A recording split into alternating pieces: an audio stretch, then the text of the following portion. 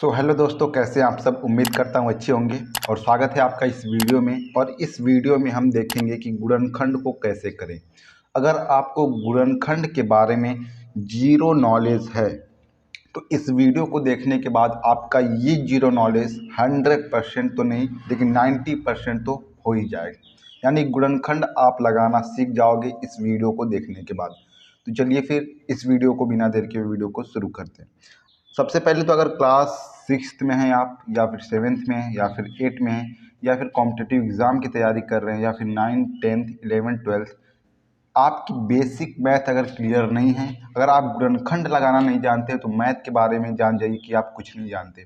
तो गुणनखंड लगाना बहुत ज़रूरी है। तो इस वीडियो को ज़रूर पूरा लास्ट तक देखिएगा बिना स्किप किए हुए। वीडियो में हम 4 क्वेश्चंस को देखेंगे और 2 क्वेश्चंस आपको अगर हम बता देंगे, 2 क्वेश्चन अगर आपको लगाना बता दिया हमने, इसके बाद तो आप आगे के क्वेश्चन स्वयं ही कर लेंगे। तो चलिए सबसे पहले यहाँ पर देखते हैं रूल क्या होता है गुणनखंड लगाने का। तो गुणनखंड अगर आपको इस तरीके का दिया रहेगा कि 4x² प्लस का 5x प्लस का 1। अब आपका दिमाग काम तो नहीं करेगा क्योंकि दिमाग तो आपके पास है ही नहीं। तो दिमाग आज इस वीडियो को देखने के बाद आ जाएगा आपको। सबसे पहले आपको काम ये करना है कि x² के आगे जो भी संख्या लिखी रहेगी, मतलब कि कुछ भी 4 हो या फिर 1 हो या फिर 2 हो 3 हो या फिर कुछ ना हो, कुछ ना हो तो मतलब एक तो रहेगा ही। यानी कि x² के आगे जो भी संख्या रहेगा उसका गुणा इस लास्ट वाले जिसमें कि कुछ नहीं दिया हुआ है, सिर्फ 1 है, इसके साथ ना x है ना y है ना z है, सिंगल नंबर दिया हुआ है, बस उसके साथ आपको गुणा करना है। तो 4 का गुणा 1 में करेंगे तो क्या होगा 4। 4 आ गया अब आपका। और आपको इस बीच वाले जो कि सिंगल x है और इसके पावर में कुछ भी नहीं है, इसके पावर में क्या है सिर्फ 1 है। अगर इसके पावर में 2 होता तो ये दूसरा रूल हो जाता। तो इसके पावर में सिर्फ 1 है, तो 1 अगर है और 1 दिया ही रहेगा गुणनखंड में, एक के पावर में तो 1 रहेगा ही। x की पावर में अगर 1 दिया हुआ है यानी कुछ नहीं है x की पावर में, तो आपको ये ध्यान देना है कि इसको 2 टुकड़ों में बांट देना है। और 2 टुकड़ों में कुछ इस तरीके से बांटना है कि गुणा करने के बाद ये संख्या आपको मिल जाए। क्योंकि अगर आप 2 टुकड़ों में, अगर इस पेन को 2 टुकड़ों में अगर बांट दिया जाए तो ये अगर इसको जोड़ा जाए तो ये तो पेन आपको वापस मिल जाएगी, लेकिन अगर दिमाग आपके पास नहीं है तो ये क्वेश्चन गलत हो जाएगा। जैसे कि अगर आप इस दो टुकड़ों में इसको बांट दिए तो 2 टुकड़ों को बांटने के बाद कुछ ऐसा भी करना है कि गुणा करने पर 4 आ जाए। तो इस 5x को ऐसा क्या दिमाग लगाया जाए कि हम इसका गुणा करने पर 4 कर सकते हैं और जोड़ने पर 5x ला सकते हैं। तो इसका एक सिंपल सा ट्रिक मैं आपको बता देता हूँ। अगर आप नहीं कर पा रहे हैं, अगर थोड़े बड़े बड़े नंबर्स आ गए हैं, जैसे कि यहाँ पर दिया हुआ है एक बड़ा नंबर 13k² और यहाँ पर 37 दिया हुआ है, तो इसमें थोड़ा प्रॉब्लम होगी। अगर इस तरीके के क्वेश्चन दिए हो ना लग पाएँ तो क्या करेंगे। सबसे पहले इनका गुणा तो करके आप 4 ला लिए। अब 4 का जो गुणनखंड होता है उसको करेंगे। जैसे 4 का यहाँ पर हम अभाज्य गुणनखंड करेंगे, जो कि अभाज्य गुणनखंड आपको आता होगा। अगर नहीं आता तो बोलिएगा, हम इस पर एक वीडियो बना देंगे। 4 किससे कटेगा 2 से, तो यहाँ क्या बचेगा 2। फिर ये 2 से कटेगा तो क्या बचेगा 1। अब आपको ये अभाज्य संख्याएं 2 ठो मिल चुकी हैं। अभाज्य का मतलब क्या होता है, जो स्वयं और एक के अलावा किसी और से ना कटे। तो ये अभाज्य गुणनखंड के रूप में आपने इसको व्यक्त कर दिया। अब आप इन्हीं संख्याओं से पता लगा सकते हैं, आपको इन्हीं संख्याओं में ढूंढना ऐसा है जोड़ने पर 5x आए और गुणा करने पर 4। तो ये 2 दूना 4 यानी गुणा करने पर तो 4 आ गया। अब आपको यहाँ पर 1 भी लिखा रहता है, मान लीजिए अगर यहाँ पर 1 लिखा रहेगा तो कोई दिक्कत तो है नहीं, क्योंकि ये 1 1 से कटेगा, फिर 1 आएगा, 1 से कटेगा 1 आएगा। तो ये ध्यान दीजिएगा, ये 2 2 4 और 1 5 हो गया। यानी अगर आप इन तीनों को जोड़ दें तो क्या होगा 5, और अगर ये तीनों का गुणा कर दें तो क्या होगा 4, क्योंकि 2 दूना 4, 4 एकम 4, यानी गुणा करने पर 4 मिल गया और जोड़ने पर 5 मिल गया। तो आपको कुछ ऐसे ही तोड़ना है कि 4 गुणे 1 के रूप में अगर आप इसको तोड़ देंगे तो 4 1 5 हो जाएगा और 4 एकम 4 हो जाएगा। तो 4 और 1 के रूप में इसको हम क्या करेंगे तोड़ देंगे। तो 4 और 1 के रूप में तोड़ने के लिए यहाँ पर सबसे पहले क्या करेंगे कि आपको 4x² वैसे का वैसे ही लिखा रहने देना है। तो यहाँ 4x² वैसे का वैसा लिखा रहने देंगे और इस 5x को हम किस में तोड़ेंगे, 4 और 1 के रूप में। तो 4 और 1 का मतलब क्या होता है कि 4x प्लस x, और ये प्लस का 1 वैसे का वैसा रहने देंगे। फिर उसके बाद क्या करेंगे, अब हम इसमें से कॉमन लेंगे। कॉमन कैसे लिया जाता है, आपको इन दोनों में से कॉमन लेना होगा और इन दोनों में से कॉमन लेना होगा। कॉमन लेना अगर नहीं आता तो बताइएगा, हम इस पर भी एक वीडियो आपको दे देंगे। तो कॉमन लेने के लिए इन दोनों में क्या कॉमन है, x कॉमन है क्योंकि x दोनों में है, और 4 भी कॉमन है क्योंकि 4 भी दोनों में है, यानी कि 4x पूरा कॉमन आ गया। अब 4x कॉमन आ गया तो 4x कॉमन आ गया तो 4 तो हट गया, और इसमें से एक वाला x ये भी हट गया, बचा क्या, सिर्फ x प्लस 4x ये पूरा का पूरा निकल जाएगा तो बचेगा क्या, 1। अब प्लस इसमें क्या कॉमन है, इसमें कुछ नहीं कॉमन है, मतलब कि 1 कॉमन है, क्योंकि 1 का गुणा अगर इन दोनों में करोगे तो कोई फर्क पड़ने वाला नहीं है। तो 1 कॉमन है तो ब्रैकेट बना के ये पूरा का पूरा वैसे ही लिख देंगे, x प्लस 1। अब x प्लस 1 लिख लिए। अब आपको यहाँ पर ही पता चल जाएगा कि आप गुणनखंड सही लगा रहे हो या फिर गलत। कैसे, आपका ये जो 2 ब्रैकेट आएगा ये दोनों का दोनों सेम रहेगा, इसमें कोई भी फर्क नहीं रहेगा, ये बिल्कुल सेम ब्रैकेट हर बार आपको प्राप्त होगा। अब क्या करेंगे कि इस दोनों ब्रैकेट को एक बार लिख लेंगे x प्लस 1, और दूसरे ब्रैकेट में इस 4x और इस प्लस 1 को लिखेंगे, 4x प्लस 1, और यही आपका हो जाएगा आंसर। इतना आसान है, मतलब कुछ भी नहीं है, बहुत ही ज़्यादा आसान है। अब इसके बाद हम देखते हैं इस दूसरे प्रश्न को। दूसरा प्रश्न भी सेम इसी तरीके से लगाएंगे। सबसे पहले इसका गुणा इसमें करेंगे, यानी 2 का गुणा 14 में करेंगे, तो 14 दूना 28 होगा। तो 28 हम यहाँ पर कहीं लिख लेंगे, तो 28 मान लीजिए आपने लिख लिया। अब इस 28 का हम अभाज्य गुणनखंड कर देंगे। तो 28 का अभाज्य गुणनखंड करने के लिए अब हम 2 से काटेंगे, तो 2 एकम 2, 2 चौका 8, फिर 2 से काटेंगे तो 2 साते 14, अब किससे काटेंगे, 7 से, और 1 प्राप्त हो जाएगा। अब यहीं आपको ध्यान देना है कि जोड़ने पर आपका 11x आना चाहिए और गुणा करने पर क्या आना चाहिए, 28। अब गुणा करने पर 28 आना चाहिए, तो 7 दूना 14, 14 दूना 28, और यहाँ पर 1 अपने मन से रहता ही रहता है, ये ध्यान दीजिएगा। तो 7 दूना 14, 14 दूना 28, गुणा करने पर तो ठीक ठीक मिल रहा है, और गुणा करने पर ठीक मिलेगा ही मिलेगा क्योंकि गुणनखंड आप इसका किए हैं। अब ऐसा करना है कि जोड़ने पर 11 मिल जाए, तो चलिए जोड़ कर भी देख लेते हैं इसको। तो 7 2 9, 9 2 11, यानी मामला सही है, यानी 7 2 9, 9 2 11। ये अगर आपको मिल गया 11 तो फिर आपका टेंशन पूरी तरीके से ख़त्म हो जाएगा।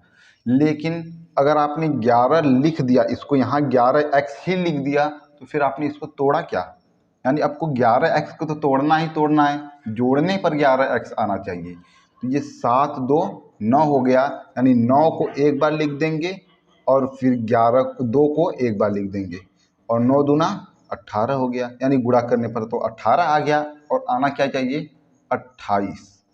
अब एक बार और देख लेते हैं, 2 दूना 4, और ये 7 अलग लिख देंगे, तो 4 सत्ते 28, यानी गुणा करने पर तो 28 मिल गया। अब जोड़ कर देखते 11 आता है क्या, तो 4 7 11, बिल्कुल राइट है, और यही 4 और 7 का कॉम्बिनेशन हम यहाँ पर लेकर चलेंगे। अब करेंगे क्या कि 2x² को वैसे ही लिख देंगे, प्लस लगाए तो प्लस ही लगाएंगे, 4x लिखेंगे प्लस 7x लिख देंगे, प्लस का ये 14 वैसे ही लिख देंगे। अब इन दोनों में से कॉमन लेंगे और इन दोनों में से कॉमन लेंगे। यहाँ पर अब आपको दिखाने होगा, देख लीजिए, 2x² वैसे लिख देंगे, प्लस इस 4x को वैसे उतार देंगे, और 7x जो आया था उसको यहाँ पर प्लस करके लिख देंगे, जैसे कि हमने यहाँ पर इसको तोड़ा था 2 रूप में, एक 4x और एक 7x।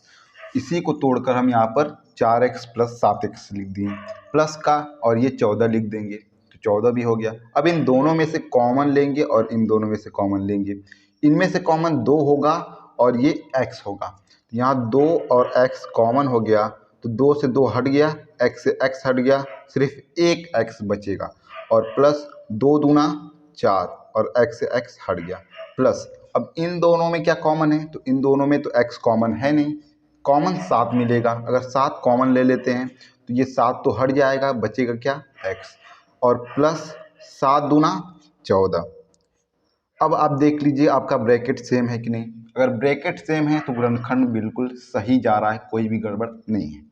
अब इस ब्रैकेट को एक बार लिखेंगे x प्लस 2 और इसी दूसरा ब्रैकेट बनाएंगे ऐसा ही और इसमें लिखेंगे 2x प्लस का ये वाला 7 और यही आपका क्या हो जाएगा आंसर, यही आपका आंसर हो जाएगा। वैसे ही आइए देखते हैं तीसरा प्रश्न। अगर ये तीसरा आप देख लेते हैं तो आपका गुणनखंड पूरी तरीके से क्लियर हो जाएगा। और चौथा आपको बताएंगे क्या करना है। सबसे पहले रूल क्या कहता है कि आगे 2 लिखा हुआ है y स्क्वायर के और पीछे क्या है 12, तो इसका पहले गुणा करके देखते हैं।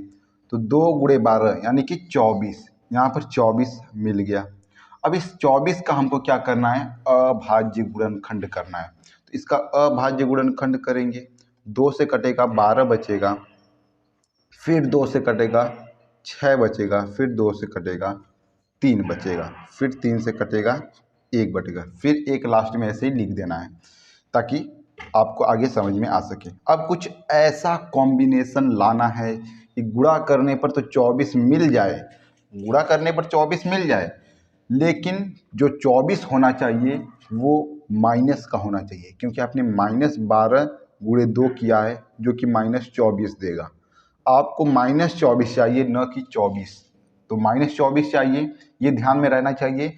दूसरी बात कि आपको जोड़ने पर 5 नहीं मिलना चाहिए, माइनस का 5 मिलना चाहिए। ये माइनस प्लस भी आपको देखना है, अगर आप माइनस प्लस नहीं देखेंगे तो आपका पूरा गलत हो जाएगा क्वेश्चन। तो माइनस प्लस भी आपको देखना है, तो माइनस प्लस ये अगर आप देखेंगे तो क्वेश्चन कभी नहीं गलत होगा। अगर तीनों में प्लस दिया हुआ है तो फिर कोई टेंशन नहीं, लेकिन माइनस दिया है तो यहाँ ध्यान दीजिएगा आप लोग। तो इसी में से आपको कॉम्बिनेशन ऐसा चुनना है कि घटाने जोड़ने पर -5 आए और गुणा करने पर -24। तो ऐसा क्या कर सकते हैं, अब ऐसा कर सकते हैं कि 3 दूना 6, 6 दूना 12 और 12 और ये एक अकेला 2 का कॉम्बिनेशन लेंगे तो 12 दूना तो 24 हो जाएगा, माइनस का 2 और 12 24 तो हो जाएगा, लेकिन घटाने पर 10 बच जाएगा और हमको 10 चाहिए नहीं। अब हम क्या करेंगे, 2 दूना 4, 4 दूना 8, 8 मिल गया, तो यहाँ 8 लिख लेते हैं। और ये क्या है सिंगल, 3 लिखा हुआ है, तो 3 लिखा है तो यहाँ 3 लिख लेते हैं। अगर अब आप इसको घटाओ तो क्या बचेगा 5, यानी कि इस मामला तो 5 आ गया, लेकिन हमको -5 चाहिए ना भाई। 5 मिल गया तो थोड़ा थम जाइए यहीं पर, लेकिन -5 के लिए दिमाग थोड़ा लगा सकते हैं आप। करना क्या है कि इसको प्लस कर देना है, इसको माइनस कर देना है। अब आप घटाइए फिर देखिए माइनस आता है कि नहीं, माइनस आ गया, तो यानी कि माइनस का 8 और प्लस का 3 हम लेंगे। तो यहाँ पर लिखेंगे 2x square 2y square minus का 8y, फिर क्या माइनस का 8y और प्लस का 3y, प्लस का 3y, फिर माइनस का 12। अब इसमें से कॉम्बिनेशन लेंगे और इसमें से कॉम्बिनेशन कॉमन लेंगे। इसमें से 2 कॉमन होगा और एक y कॉमन होगा, क्योंकि 2 चौका 8 ये कट जा रहा है और y से y भी हट जा रहा है, तो 2y हम कॉमन ले लेंगे। 2y कॉमन लेंगे तो 2 तो कॉमन हो गया, लेकिन y एक ही कॉमन होगा और एक y बच जाएगा और यहाँ माइनस लगा देंगे। फिर y से y तो हट जाएगा, लेकिन 2 चौका 8, 4 बचेगा। यहाँ प्लस लिख देंगे, प्लस है तो प्लस लिख देंगे। फिर इसमें क्या कॉमन है, इसमें तो y कॉमन नहीं है दोनों में, लेकिन 3 कॉमन है, 3 यहाँ कॉमन हो जाएगा। अब अगर 3 कॉमन हो गया तो सिर्फ y बचेगा और ये माइनस, फिर 3 चौका 12। अब आप देख लीजिए ब्रैकेट सेम है कि नहीं, ब्रैकेट सेम मिल गया, यानी कि मामला सही जा रहा है, क्वेश्चन आपका सही हो गया। अब इस ब्रैकेट को एक बार लिख देंगे बाकी 2y यहाँ लिखा है तो 2y दूसरे ब्रैकेट में लिखेंगे प्लस का 3, और ये आपका साफ सुथरा आंसर आ जाएगा। अब उम्मीद है और पूरा का पूरा आपको ये क्वेश्चन समझ में आ गया होगा कि गुणनखंड कैसे लगाया जाता है। गुणनखंड समझ आ गया तो वीडियो को अभी पॉज करिए और इसको अभी का अभी लगा के कमेंट करिए। अभी अभी कमेंट करिए, तुरंत आपको कमेंट करना है और कमेंट करिए। जिसका कमेंट बिल्कुल राइट रहेगा उसको हम रिप्लाई करेंगे। तो चलिए फिर इस वीडियो में इतना ही। अगर वीडियो पसंद आया हो और कोई भी टॉपिक आपको ना समझ में आया हो तो कमेंट ज़रूर करिएगा। बाकी किसी भी टॉपिक पर आप अगर वीडियो चाहते हैं तो ये कमेंट करिएगा, इस पर भी एक वीडियो बन जाएगा। जो आप टॉपिक आपको ना समझ में आता हो ना आता हो कमेंट करिएगा, आपका कमेंट हम ज़रूर रीड करेंगे। तो चलिए फिर मिलते हैं किसी और वीडियो में, धमाकेदार वीडियो में। तब तक के लिए जय हिंद।